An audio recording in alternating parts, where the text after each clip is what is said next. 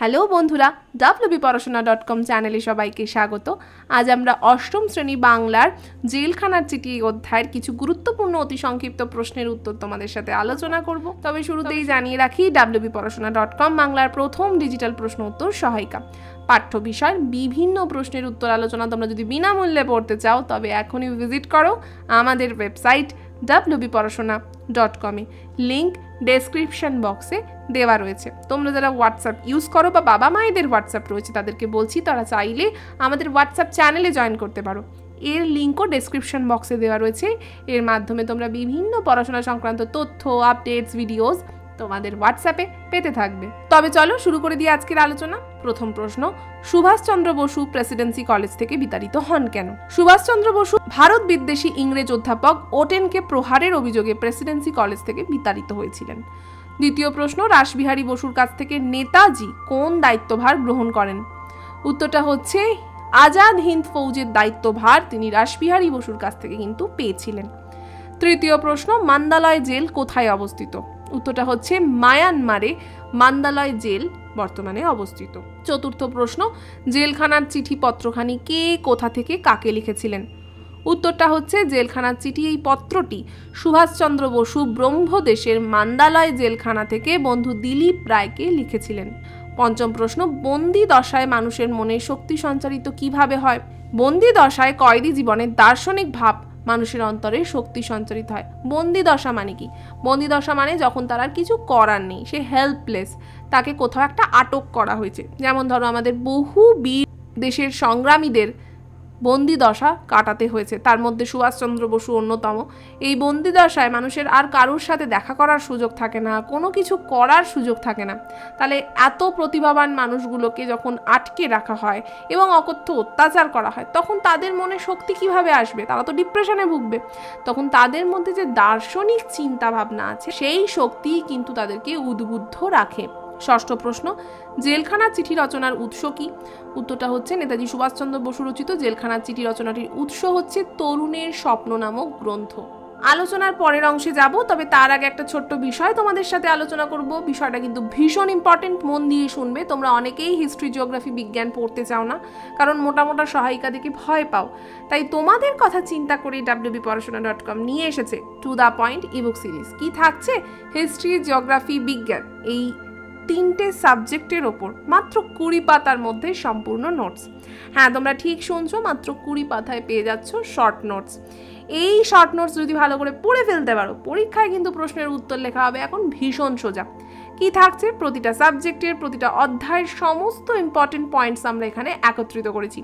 এই পয়েন্টসগুলো যদি ভালো করে মনে করতে পারো, পড়ে ফেলতে পারো, তাহলে কিন্তু পরীক্ষায় আর তোমায় ভয় পেতে হবে না।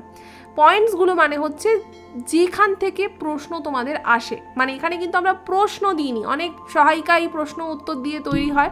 আমাদের এই কনসেপ্টটা নতুন, তাই তোমাদের অনেকেই বুঝতে না পেরে ফোন করছো। আমরা তাই তোমাদেরকে বলতে চাই, এটা কিন্তু ঠিক প্রশ্ন উত্তর বই নয়। তাহলে তো সহায়িকাই রয়েছে, তাহলে আমরা কিসে আলাদা? আলাদা হচ্ছি আমরা তোমাদের যেটুকু মনে রাখতে হবে সেটুকুই দিচ্ছি, প্রশ্নের উত্তর দিচ্ছি। উত্তরগুলো যদি ভালো করে পড়ে ফেলতে পারো, প্রশ্নের যে কোনো রকমের প্রশ্নের সমস্যা সমাধান করতে কিন্তু আর অসুবিধা হবে না। তাই এখনই পারচেস করতে স্ক্রিনে দেওয়া নাম্বারে হোয়াটসঅ্যাপ করো 9614581033। লেখো আমি কিনতে চাই।